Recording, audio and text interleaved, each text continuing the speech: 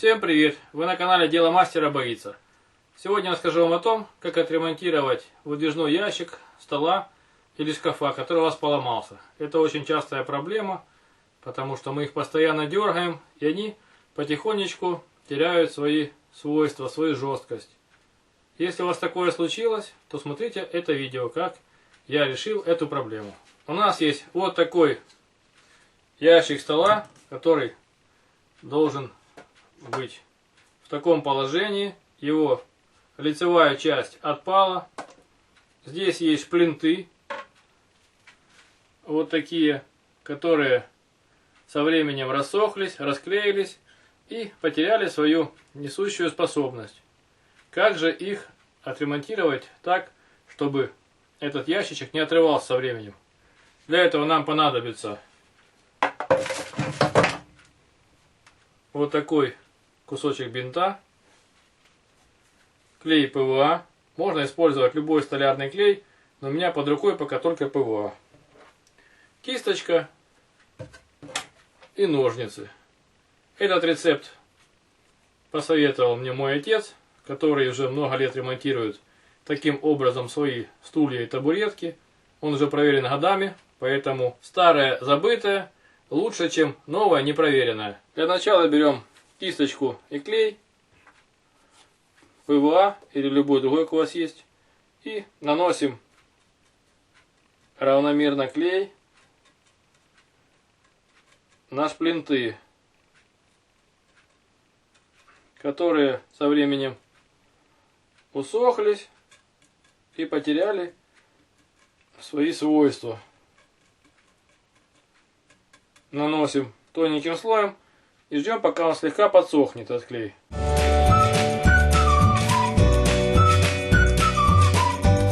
Тем временем берем обычный медицинский бинт,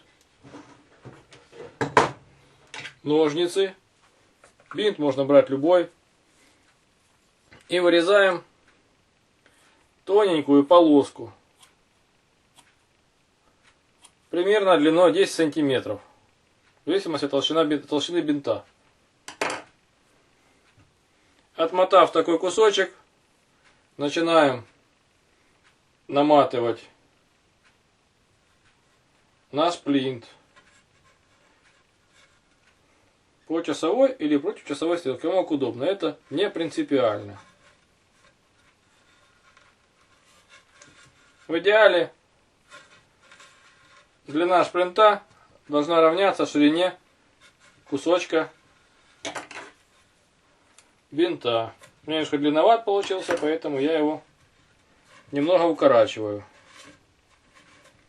Вот такой должен получиться шплинт, который обмотан бинтом. То же самое делаем с остальными шплинтами нашего стульчика или полочки, независимо от назначения. В моем случае длина бинта равняется около 6-7 сантиметров. Тоненьким слоем наматываем примерно 5-6 витков должно быть. Не очень толсто и не очень тонко.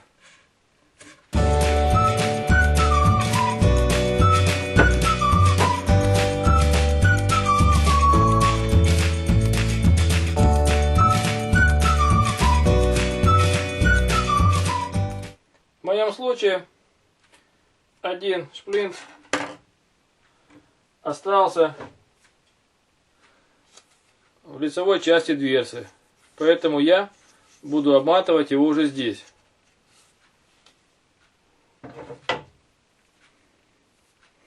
А пока я обматываю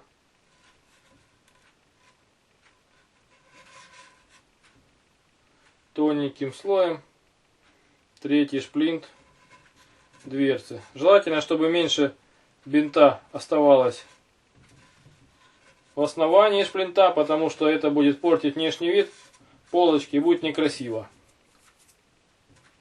Вот я их намотал, обмотал. Теперь Осталось намазать шплинт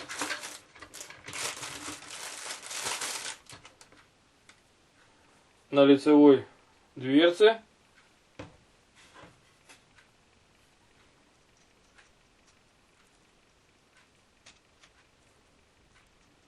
Таким образом.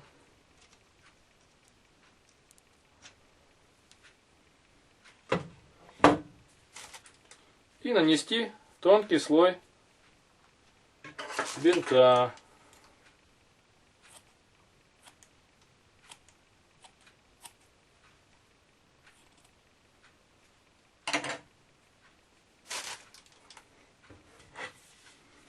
И теперь аккуратненько наматываем его, стараясь не оставлять волокон здесь на основании, потому что волокна будут портить внешний вид. Здесь желательно, конечно, не переборщить и знать меру, потому что если мы очень толсто намотаем бинт, то затем шплинт не войдет в свое гнездо. После этого, как мы намотали бинт на шплинты, берем клей, кисточку и хорошенько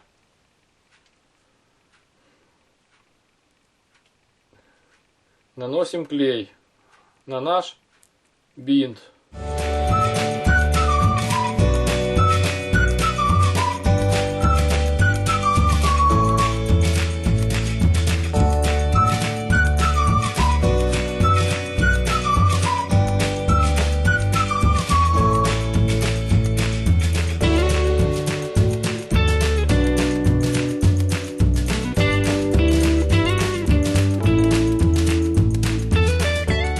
Это желательно убрать волокна.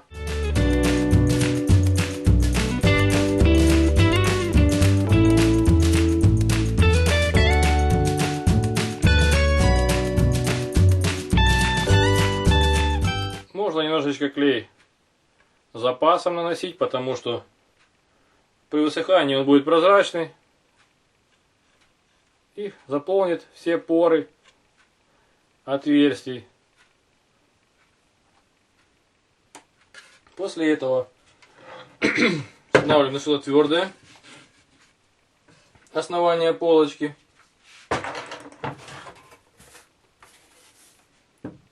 Вставляем в пазы дно.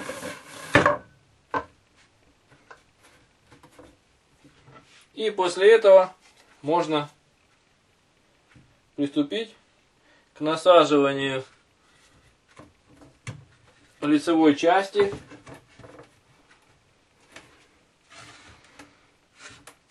на боковинки,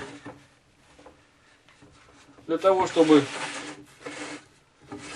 хорошо сели боковые части на лицевую, необходимо пристукать. Для этих целей можно использовать молоток мягкий, деревянный, киянку, или же обычный железный молоток, подложил под него деревянную планочку. Вот таким образом.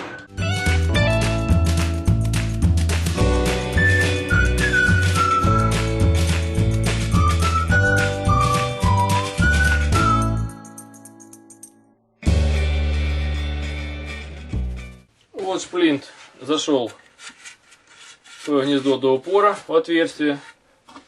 И то же самое делаем со второй стороной.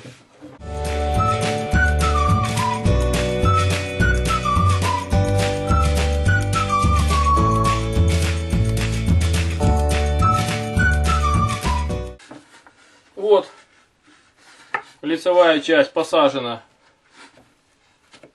на стенке. Теперь лишний клей можно убрать с помощью тряпочки или же растереть пальцем, потому что он водорастворимый. Конечно, не самый лучший клей для ремонта мебели, но в нашем случае пока другого нет. Теперь осталось подождать около часа до полного высыхания клея. И после этого можно смело возвращать полочку в шкаф или стол, который у вас есть. Я таким способом уже отремонтировал много полочек в своем хозяйстве. В принципе, способ хороший, проверенный. И жалоб пока на него не было. Вы были на канале Дело мастера боится. Смотрели видео о том, как отремонтировать полочки в шкафу или в столе. Будьте на нашем канале, подписывайтесь на наш канал, пишите свои комментарии и замечания. Будьте с нами. Всем пока.